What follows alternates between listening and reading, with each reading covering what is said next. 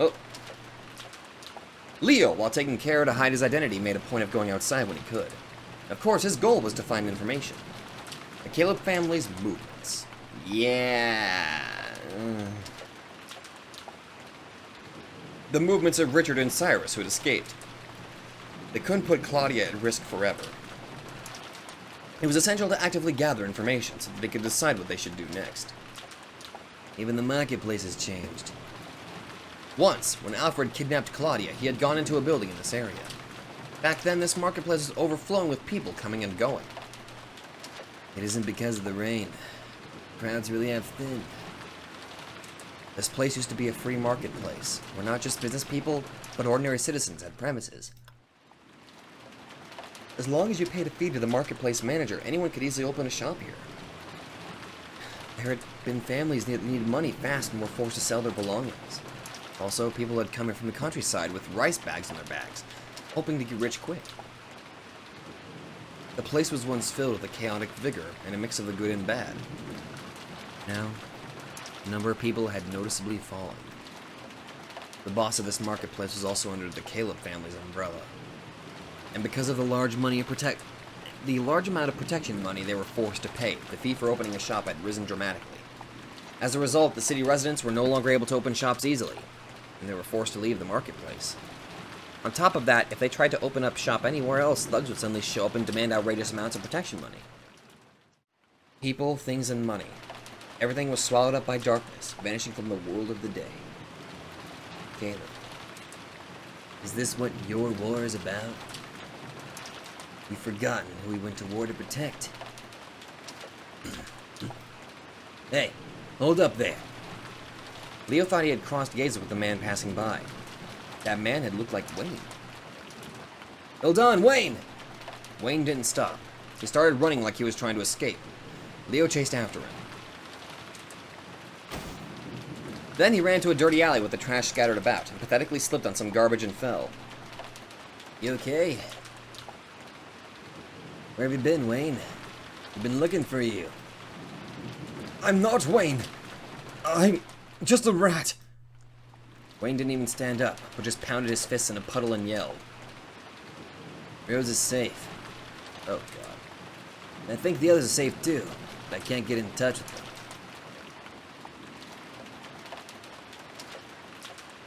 I see. Rosanne is safe. They're turning the city inside out to find her. Seems that way. We don't even know how long our current hiding place will last. But if you're there, then Rosanne won't have to worry. An old man like me isn't enough. We need the strength of a young person. Enough! I'm useless. I don't have the right to look at Rosanne's face again. I should have stopped her. I should have helped her escape, even if it killed me. I failed to do both of those things. When Rosanne told me to get a car started, I was just so happy to be relied upon. When things got tough, you weren't the one she relied on. I was. That's what I thought, and I was so happy with myself. Rose trusts you. And look what came of it! Look at what happened! Right now, Rose wants to be saved. She needs your strength. I'd love to save her if I could. But I'm useless. No matter how much a sewer rat like me brags about his personal fighting style, he'll never measure up. A skinny rat like me would just be conceited if he thought he could save Rosanne. Wayne finally staggered to his feet. Then he finally turned to face Leo. But even so, I want to give up this life of mine for Rosanne. If you wanted me and Caleb to finish each other off, I'd go and do it right away. Right now, fuck. I don't care what happens to my life. Calm down. Even if you try to act tough on your own, you won't even get close to Caleb. That's right. It's right, isn't it? A skinny rat like me couldn't even get close to him. Calm down. You're no rat. You got fangs, Mad Dog Wayne, right? Mad Dog Wayne? Me? What's wrong? I couldn't even become a dog. I'm a rat. You aren't a rat. You're Mad Dog Wayne. I couldn't even become a dog. 1 second, Wayne was hanging his head, his fists trembling. The next, his knees and hands had splashed down in the puddle. Leo. No, Leo-san. Please, make me a dog. Wayne. Right now I'm a rat. That's why. I want to find fangs and become a dog again. I want to become a real Mad Dog Wayne, who can step forward with pride and save Rose-san from danger. I want to become a strong fighter. I want to become a good shooter. I want to be as strong as you. And just one more time, I want to offer up my life for Rose-san. I'm begging you. Please, make me a man. Wayne placed his forehead in the puddle, yelling with all his body and soul. He'd always wanted to become strong. He wanted to live strongly on his own, without relying on anyone else. However, even the strength of his determination hadn't been enough to protect Rose. For the first time, he had found the limits of personal styles and self-teaching. He had abandoned all of his pride and bowed his head to Leo. Then Leo gently stretched out a hand to Wayne, who now looked shabby and pathetic. Don't call me an old man again. That hurts, actually. Leo. How are you doing for food? I'll treat you. Don't try and turn me down this time, young man. Sure. Wayne begged Leo not to tell Rose about him. He wanted to become his own man and forgive himself before reappearing. As a man, Leo decided to make allowances for this feeling. Starting that day, Leo began to meet with Wayne. He gave Wayne a thorough drilling on martial arts and gun usage, polishing up the raw material that Wayne was. Wayne quietly absorbed all of these fighting techniques. When you think of it, he used to live life assuming that all adults were enemies. Anytime an adult tried to teach him something or push him around, he treated it as humiliation. He'd erased all of this history from his mind. He entrusted all of his power and potential to Leo, and began to be reborn. Good for you, Leo. Good for you, Wayne, too. Specifically both of you. You're a good teacher, yeah. I fucked that up immensely. They were unable to gather any info on the movements of their friends and had no idea what to do next. Reunion with Wayne was the one spot of light in an otherwise hopeless time. The 10th day since the shootout at Rose's apartment approached.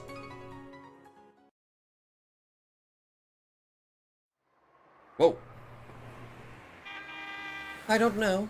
I couldn't even imagine where they might be hiding. Rose and the others must be hiding somewhere in the city. Richard is probably with them. The money they took from that safe must have been a large sum. If only we could catch them, we might be able to make up that 100 million. Damn! That 100 million number had been much more troublesome than Caleb had imagined. Thinking back on it, he should have suggested lowering the amount or paying installments. However, if he had done something like that, he would have been mocked and made to look a fool. That male stubbornness had driven him badly into a corner. Empty shops everywhere. This area's becoming quite deserted, too.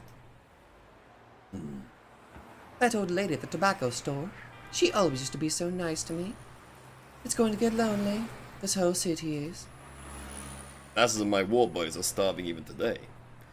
Those people who pretended not to see them and sat around selling stuff better not start whining because of someone like this. Each one of them quickly closed up shop and ran away. Huh, it sure is nice to be an average city dweller. If any of us had tried that, we would have been shot for desertion. You'd have been You see, we had to keep moving forward no matter what kind of fire we were under. There was nowhere to run off to. Even if we lost an arm or had our intestines spilling out, we were trained to hug a hand grenade and blow up along with our enemies. People who abandon their war buddies and run away are defeatists, traitors. We'll kill them all and hang them high. We can even get some money out of them by pulling out all their gold teeth. Just one more push and we'll reach 100 million. Yet, damn it! You do gather 100 million, does that really mean you'll be able to bargain with them? Yeah. Butler promised me that. And what if the occupying forces break their promise? When that happens, there'll be war. I'll walk into the occupying forces headquarters alone if I have to, and massacre every last one of the bastards who'd con me. Then I might scatter the money we've collected from the rooftop and slice open my chest. Considering that this was Caleb, he might actually do something like that. Ugh. Amanda waved her fan, gazing at this gray cityscape. If he's dealing with someone who's willing to die, even Captain Butler can't afford to make careless lies. Butler probably understood that Caleb was willing to bet his own life. They had proposed $100 million as a clearly unattainable sum. Still, they probably thought that if Caleb really gathered it up, they would no longer be able to balk him. If they had that $100 million, the unreasonable pressure placed by the Caleb family on the city would come to an end. Did you search the houses of the Primavera girls? What's that? Many of the girls are fond of Rose. She might be concealed in the home of one of the girls. But Gale took care of that long ago. He checked the list of girls working at Primavera top to bottom, but none of them turned up anything. Did you check the girls who had already stopped working at the club? What? Maybe one of the girls who quit Primavera before I took control is taking care of her. A girl who saved up money, quit the store and started her own business, for example. No, don't you dare! Do you have someone in mind? Claudia Kurosaki. She was a close friend of Rose's, and I believe her apartment is close to Rose's. Oh my god, no! Please, anybody but her. Oh god. Sorry to keep you waiting. Here's tonight's dinner. Ta-da! Another new menu item. Sweet potato udon. What are we, test subjects for your new menu items? Thank you so much, Claudia. By this time, Rose had regained the ability to form a faint smile. Of course, that didn't mean her anxiety had vanished. Even though 10 days had passed, they hadn't heard from anyone. If Richard and Cyrus were safe, they should have been able to guess that Claudia was hiding Rosa. They should have been able to make some sort of contact by now. I wonder, has anyone really been caught after all? I haven't heard any rumor like that. If they'd been caught, those people would be going around the city telling us to come out and using them as hostages. Fair point. That's right. And since they are doing that, it proves that everyone is safe. He told me not to say this, but I've already made contact with Wayne. Wayne-kun is safe too? I've got to apologize to him. Because of me, he got hurt. Wayne is melting into the city, strengthening himself and gathering information. I'm sure he'll be able to find information about Richard's group, too. Wayne-kun. Rose? You aren't alone. Everyone is working together because they decided to walk by your side. And of course it's the same for me. Why does everyone support me? Well, because you're extremely likable? That's easy. Because your heart is more pure and truer than anyone else's. Yeah, you're not like Amanda, who sells out everybody. The world of Lays of the Evening had once been filled with malice, envy, and grudges as everyone tried to undermine each other. In the midst of that, she had been the first to show that very, very basic human thing, a true and compassionate heart. Something that Amanda lacks. That wasn't all. She had proposed to make deals and use money in a way that would help her impoverished countrymen prosper. As the Japanese people became a minority, she was the only one who spoke up and called for people to help each other and live on. It'd be a good thing for you to be a little more aware of this. The way you live and the way you think have moved a great many people. That's right. It isn't just me. It was the same for Stella-san, Meryl-san, and even Amanda-san. Even though those three were on bad terms, they became so friendly because of your strength, Rose. They want to live with you, and they want to see the future you'll create. It's okay to realize how many people feel this. Caleb is wrong. You can't tell since you've been stuck here, but the city has been laid waste so badly that it's hard to believe. Many stores went out of business, and there's hardly anything for sale in the marketplace. Some people have already started moving away and leaving the city. That's the result of everyone surrendering to Caleb. If everyone had been as strong as you, this much lawlessness probably wouldn't have been allowed.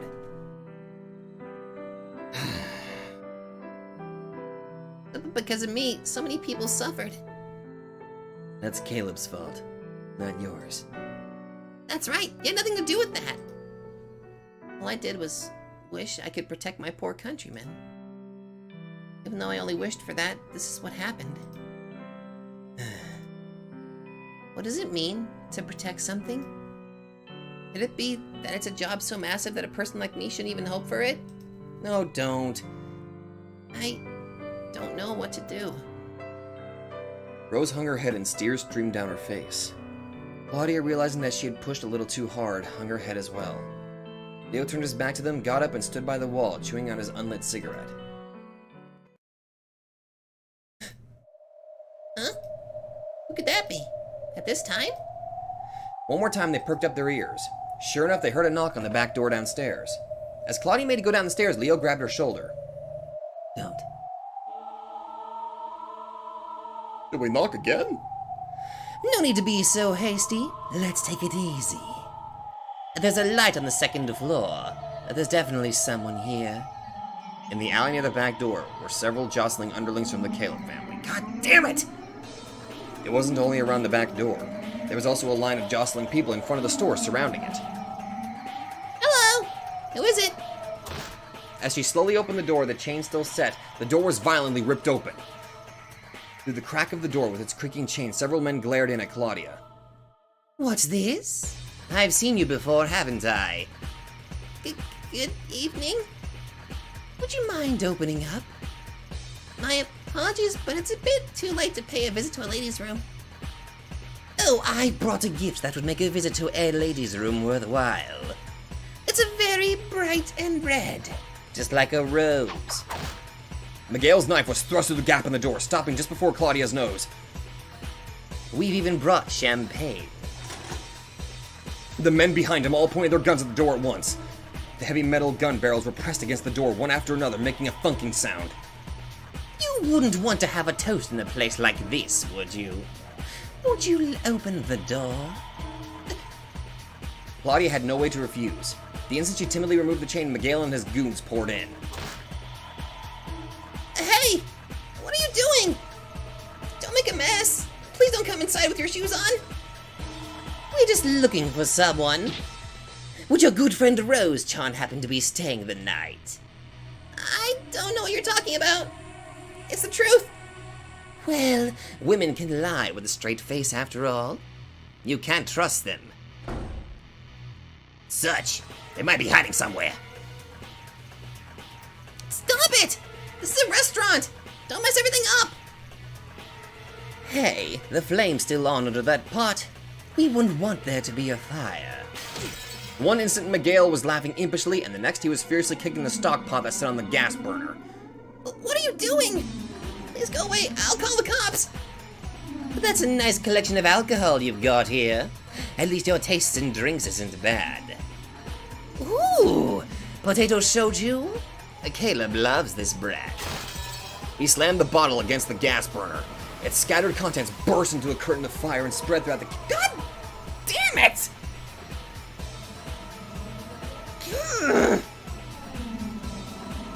Miguel watched it in ecstasy, taking more bottles from the alcohol cabinet and throwing them in. Stop it! You'll catch the building on fire! I hear you just opened up shop. It'd sure be a shame if it went up in flames.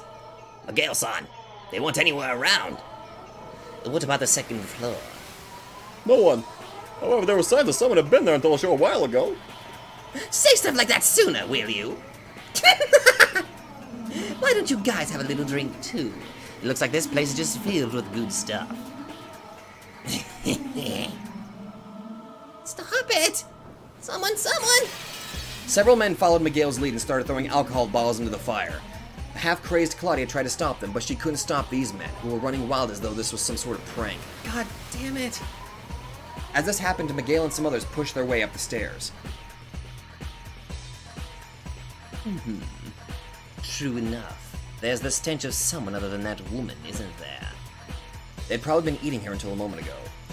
There were chopsticks in a bowl, but only enough for one person. Claudia, you need to get out of there! However, the burner in the kitchen had been on. Something seemed off about the idea of someone leaving the fire and going all the way up to the second floor to eat. They slammed the window open. Below, just in front of the store, several of Miguel's underlings looked up. No one snuck out, right? That's right, Miguel-san. Miguel's eyes went to the closet. So, is it hide and seek? He slammed the sliding door of the closet open. Of course, there was a futon inside. When he violently grabbed the futon and threw it out, enough bowls and chopsticks for 2 people fell out and clattered to the floor. Come on, you're supposed to bring your bowls back to the kitchen when you're done with them. The store was surrounded on the outside by his underlings. There was no chance of escape, in which case they must be hiding somewhere around here. But they aren't in the closet, are they? Where, oh, where are you hiding? Miguel turned his back to the closet with an impish smile and then suddenly leapt up like a panther. He climbed up to this top shelf of the closet and stuck his knife into the ceiling boards as though piercing the heavens.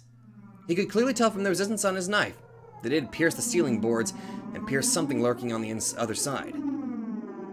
Do you realize how old that is? Hiding above the closet ceiling. Are you trying to be a sneak thief or something? You can. Quiet. Don't make a sound.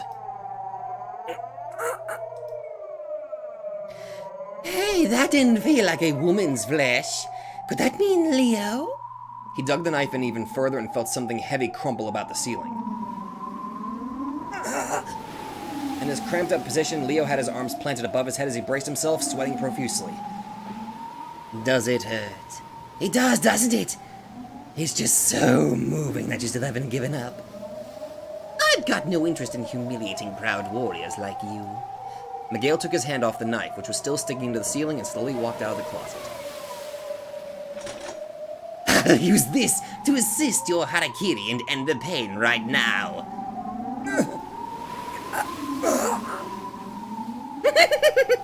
Die! The gun decorated to match Miguel's outrageous outfit spat fire, blasting through the ceiling planks. Something heavy tumbled out of the ceiling and scattered across the floor. What? Potatoes? Look!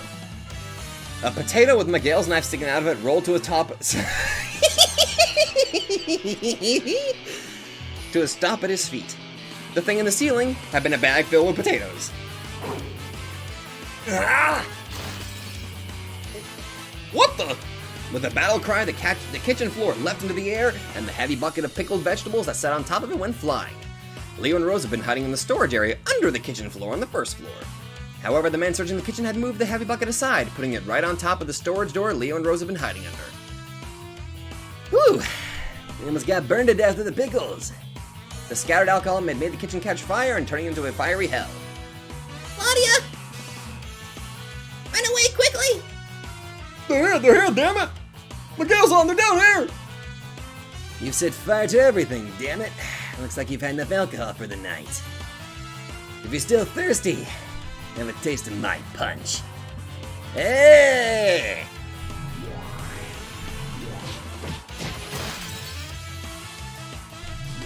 Okay, come on. Oh god. Jesus Christ. Yeah, I'm gonna have to spacebar now from now on. Actually, you know what?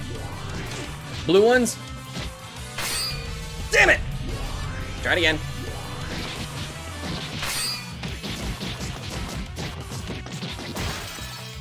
Blue counterattacks, I'll still do that way. Red ones, I'm gonna have to space. Oh my god, it's the music again. As they dashed outside the store, Leo's fist sent Miguel's underlings flying one after another. Pushed back, they made to pull out their guns, but they hesitated. They must have been ordered not to kill Rose if at all possible. That hesitation was a once-in-a-lifetime chance. Rose, time to let yourself be carried again. Okay. Claudia, what are you doing? Hurry! I'll be there in a second. It's going to burn, it's going to burn. Claudia! Leo-san, go! Take Rose and go! Oh god, don't die. Leo saw Miguel push Claudia aside and dash towards them. With Rose on his back, he reluctantly left Claudia and raced into the night's darkness. However, the two of them were lit up by the bright headlights of the one car after another. Several cars filled with pursuers slid in, blocking off alleys one after another. Leo ran behind the car Miguel had arrived in and set Rose down with a thud. They're coming in one group after another. They move well. So, these are the proud troops back from the front lines. Their pursuers were better equipped in numbers, experience, and armaments. These elites, who had been baptized in frontline artillery fire and lived, took perfect positions, readying drum-fed machine guns and shotguns one after another. Even Rose, who didn't know much about gunfights, could tell. This was too much, even for Leo. They were no match. Leo-kun, it's impossible. You'll get killed. Thank you so much for everything. I'll give myself a bye time, so use that chance to escape. I don't want anyone else to help be hurt. I can't bear to have anyone die because of me. Keep your head back. All right.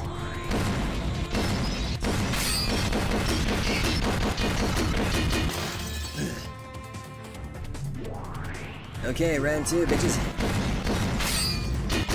Have a nice little rose card for that.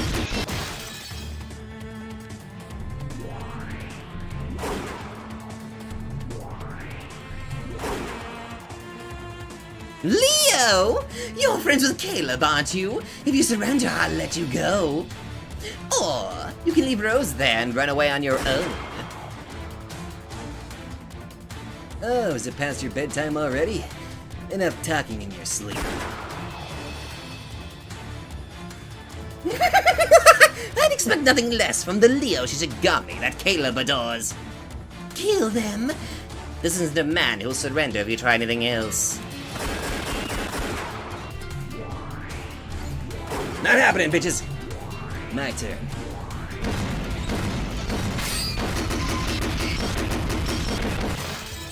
Ooh. Okay, have another round, bitches. Ooh. Fuck you! As Leo moved his hand to raid a new magazine, Rose placed hers on top of it and she gave a small shake of the head. I really am grateful for everything. I'm so glad that everyone adored me as the madam. But you know, I'm not a woman capable of anything. I would make it worth everyone risking their lives to protect me. I'm not Madame Rose. I'm just Rose Hayapara. A useless lady of the evening can't even attract customers well. Shut up! There's nothing to be gained from keeping me alive. Oh boy! Fuck you and your machine guns! God, this music is so good!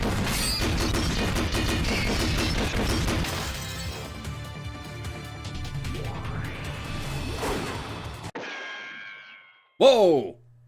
It was the first time Rose had heard it. A sound of anguish coming from Leo. Leo-kun! Your shoulder, your shoulder! A black red stain dripped. No, gushed across Leo's jacket from his shoulder. It's just a scratch. When you're as hot-blooded as I am, you get 1 liter to the nosebleed. He was joking. His expression twisted slightly as he bit down the pain. Okay, come on! Come on.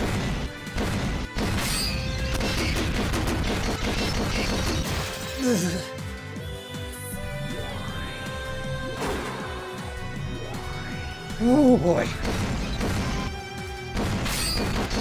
Oh.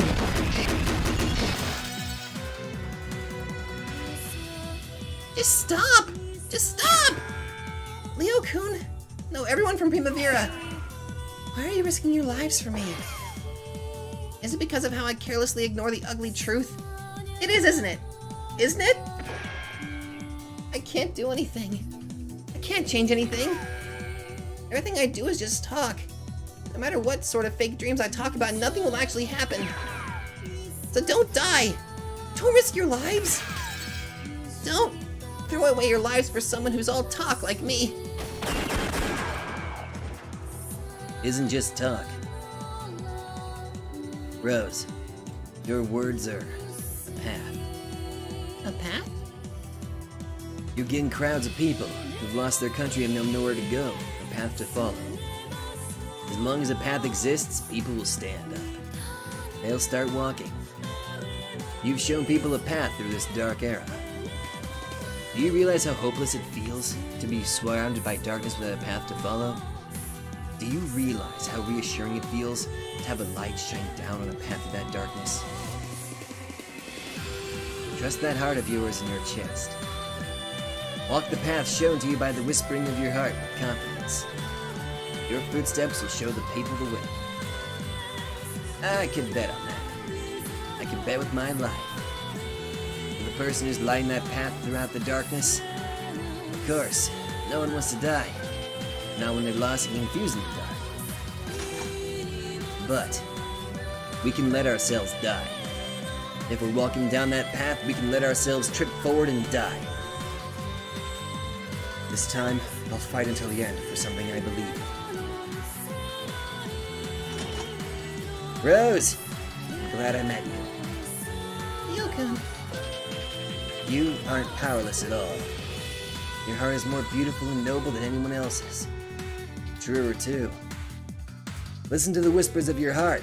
Show the way and lead. Oh, Leo. Are you about done with your chit-chat? Yeah, I'm done. Leo-kun. Throw away your gun, okay? Otherwise, Caleb will be drinking himself to sleep tonight. Come on now. Do you really need to wait for me to answer that? No, I don't. You're a warrior who knows defeat. A person who's known defeat even once will never be defeated again. Because they know how noble it is to fight until your life is burned completely away. The barrels of Leo's and Miguel's guns drifted towards each other.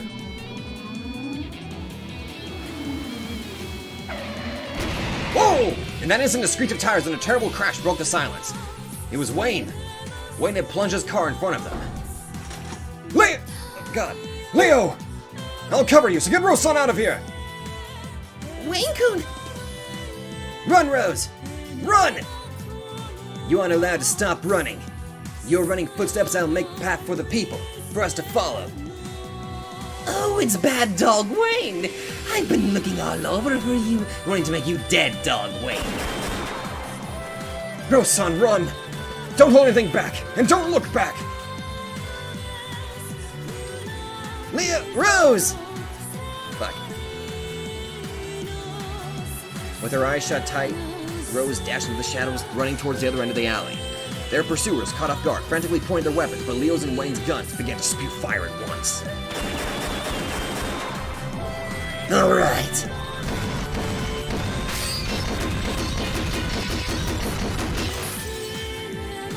This music has got me hyped as all hell!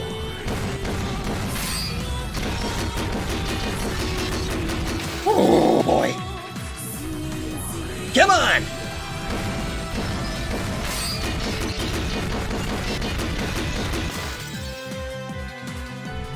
My turn, bitches!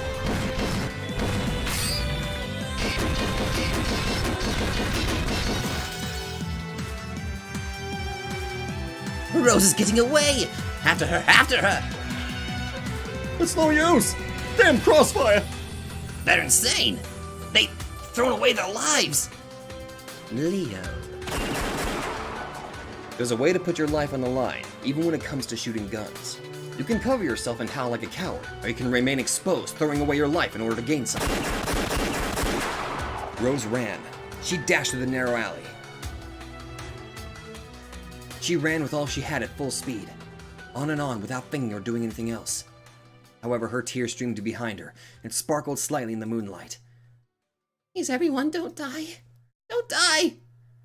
I'll run. I'll run on my own feet. So please, everyone, don't die.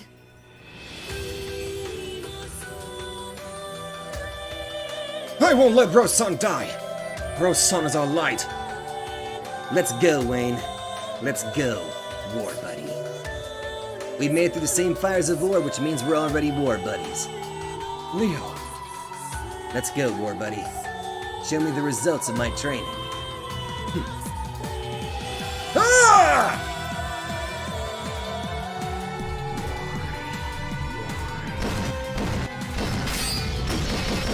Holy shit! Fuck you!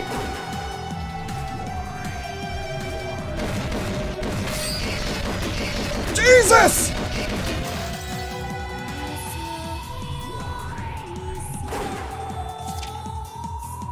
What?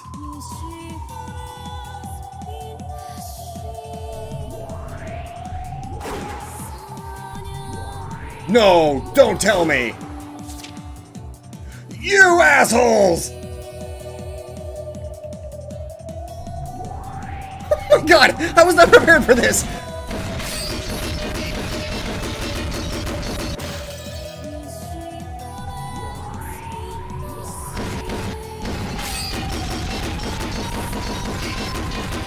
Holy shit!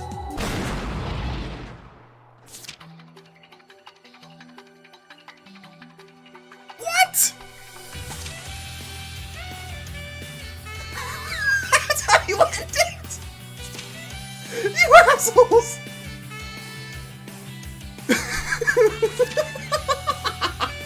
I was not prepared for this to end so fucking quickly. Oh, that is a hellish cliffhanger, my god! Holy shit! This kind of changes up my plans that I originally had. Holy crap!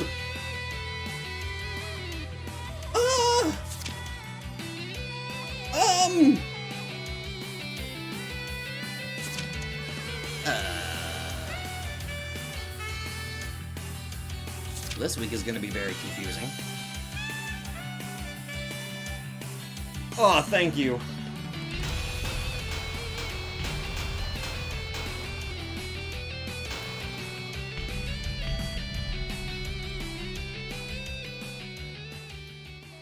Oh. Oh. At that moment, they heard a knock on the door. When Madame Jeanne responded, the door opened and an elderly man appeared. However, his well-chosen expensive suit, as well as his majestic posture, made it clear that this man possessed a great and dignified presence. Pardon me. I have an urgent matter to discuss with the madam. What could that be? Well, if you've come, it might be something must be something troublesome. The man whispered something into the madam's ear. Madame Jeanne remained silent for a moment, and then shrugged and rose from her chair. Julie, I had planned on having a relaxing meal with you after this, but some unpleasant business has come up. My apologies, but I'll have to call it a day. Oh, sure. I mean, thank you very much for today. I've only just begun the story I wanted to tell. I'll call for you again the next time my schedule is free. Please come to listen to an old woman's story once more. Yes, ma'am. Thank you so much for today. Unfortunately, though, it'll be a full 4 months before my schedule opens up again. For an old person, time is more precious than anything. It's possible my life will end before I finish telling my story. Oh, Oh my god. When Madame Jeanne went into the corridor, a line of black-suited men welcomed her with a deep bow. The madam left with them behind her. As I watched her dignified back, I remembered that she was the Don who represented the Japanese criminal underworld. I wonder what happened to Rose, Leo, and Wayne after that. However, as a person of the future, I knew just one result of the story. That was that Wayne Yudere did not die. That man who had served as a leading member since Primavera's creation was still the consigliere to the Japanese mafia called Primavera. A consigliere is an advisor. A supreme advisor who can directly offer his opinion to the highest ranked person in the organization, the madam. The man who had crawled on from being a sewer rat went on to call himself a mad dog and eventually became the number 2 person in Japan's largest mafia. Holy shit, good job! Hayashibara-sama, route is ready for you. This way, please. okay. The elderly man guided me had been allowed to enter the madam's personal room, which is supposed to be her sanctuary. Could it be Mr. Yudera, the consigliere? However, with that majestic back of his, I could hardly just ask what his name is. So I tried muttering to myself. Mad Dog Wayne's a pretty cool nickname, isn't it? The elderly man with the dignified look of a master swordsman suddenly stumbled and started coughing. Looks like that nickname came out of the folly of youth after all. Oh my god! Giggling, Julie entered the luxury car as the elderly man saw her off.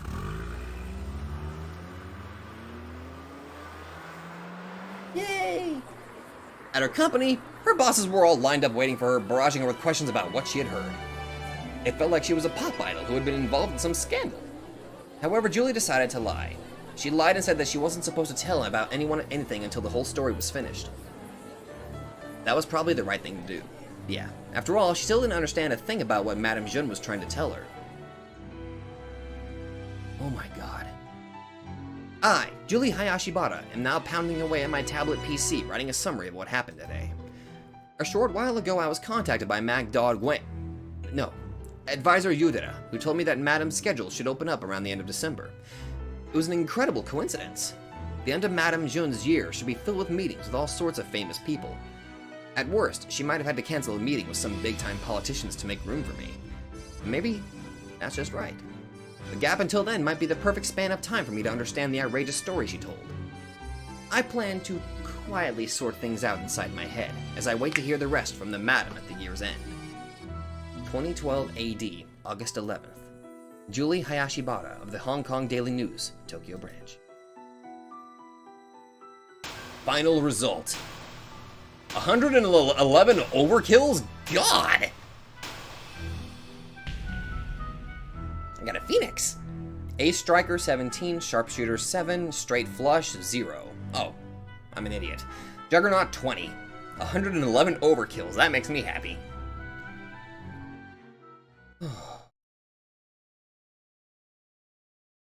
So, that was the end of Season 1, huh?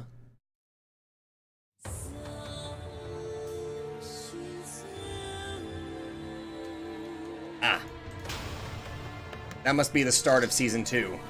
In which case, that's probably where I'm going to go ahead and head back to tile screen, please. Okay. Holy shit. That was intense. I think I'm gonna have to probably split this up into 2 to actually meet my schedule. But, yeah, I wasn't prepared for this to end so the first season to end so quickly. I assume that was the end of Season 1. From just the way that was, I assume. So, oh boy, this kind of makes things awkward. See, because my schedule that I kind of had set was after I completed Season 1 of Rose Guns Days, I would take a short break from it. Well, I guess not really short in that regard, because my goal was to actually, after doing Season 1, I was going to kind of take a break because I'm getting so close to the end of Virtue's Last Reward. My thought process was, this week I can end Rose Guns Days, and then next week I can get started on Virtue's Last Reward since I'm... We're gonna do another Let's Play of Virtue's Last Reward. I'll just pretend to be... I can't pretend we're shit. But, my original goal was that, you know, after I completed this, since I knew I was going to complete... I thought I was going to complete Virtue's Last Reward before I finished this. I wasn't prepared to finish this so quickly. I mean, I guess it makes sense. It's about the standard length of an Echo episode. But, yeah. My goal was to, after I completed Virtue's Last Reward, after I completed this, since my goal was after I... Okay. My thought process was that I thought I was going to finish Virtue's Last Reward before I finished this. Though, as my uploads have been kind of showing, that's kind of how it did. How it ended up.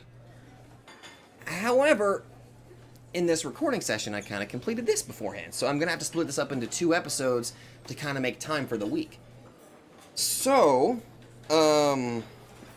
yeah.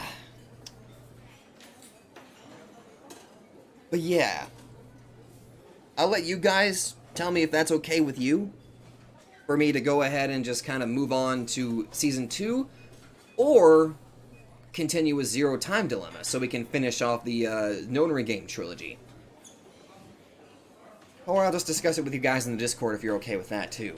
But anyway, God, damn. I keep saying episode 1 even though I know it's supposed to be Season 1. Holy crap. I'm guessing that had to have been the end of Season 1, right? Judging by the way that ended.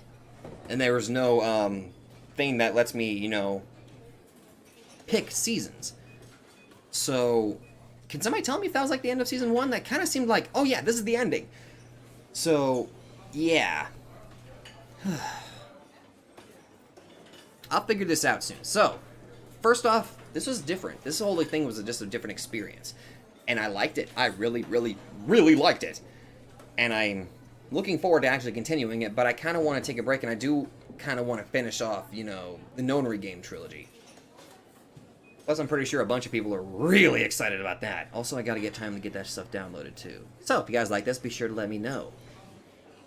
This is the month where we're starting a bunch of new Let's Plays. We got Octopath Traveler starting this week. We've got... Actually, that'll be probably up tomorrow, actually. We've also got Steins Gate, which was, yesterday. If this... No, wait, that's tomorrow. Wait, that's tomorrow. Fuck, what day am I on? Okay, never mind. Fuck it. I'm an idiot. Thank you guys so much for watching, and I'll see you guys in the next video. Bye!